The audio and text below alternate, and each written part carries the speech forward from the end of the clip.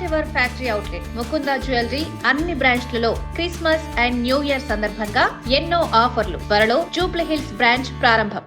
కొత్త సంవత్సర వేడుకల నేపథ్యంలో మద్యం తాగి వాహనాలతో రోడ్లపైకొస్తే కఠిన చర్యలు తీసుకుంటామని సైబరాబాద్ సిపి సజ్జనార్ ముందే మాస్ వార్నింగ్ ఇచ్చారు. నగరంలోని 100కు పైగా ప్రాంతాల్లో డిసెంబర్ 31న రాత్రి ప్రత్యేక డ్రంక్ అండ్ డ్రైవ్ తనిఖీలు చేస్తామన్నారు.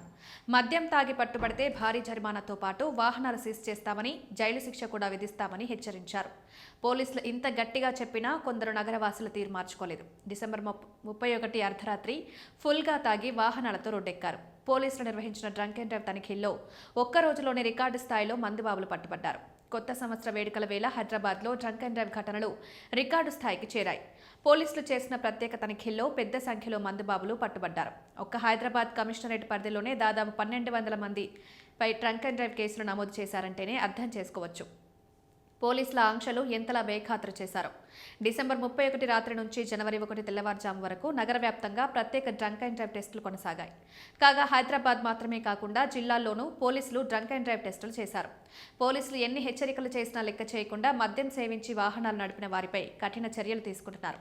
కాగా ఫుల్గా మద్యం తాగి కొన్ని ప్రాంతాల్లో మందుబాబుల న్యూసెన్స్ చేశారని తెలుస్తోంది.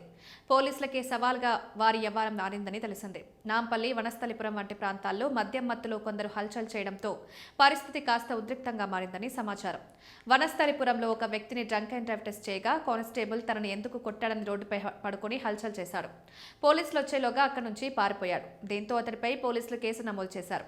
న్యూసెన్స్ సృష్టించిన వారిపై కేసులు నమోదు చేసినట్లు తెలుస్తోంది. మరోవైపు కొత్త సంవత్సరం సందర్భంగా డిసెంబర్ 31 అర్ధరాత్రి తెలంగాణ సచివాలయం, చార్మినార్, కేబీఆర్ పార్క్, మెహదీపట్నంలో Hyderabad police commissioner VC Sajjanar cake cut చేశారు. నగర ప్రజలు పోలీసులకు నూతన సంవత్సర శుభాకాంక్షలు తెలిపారు.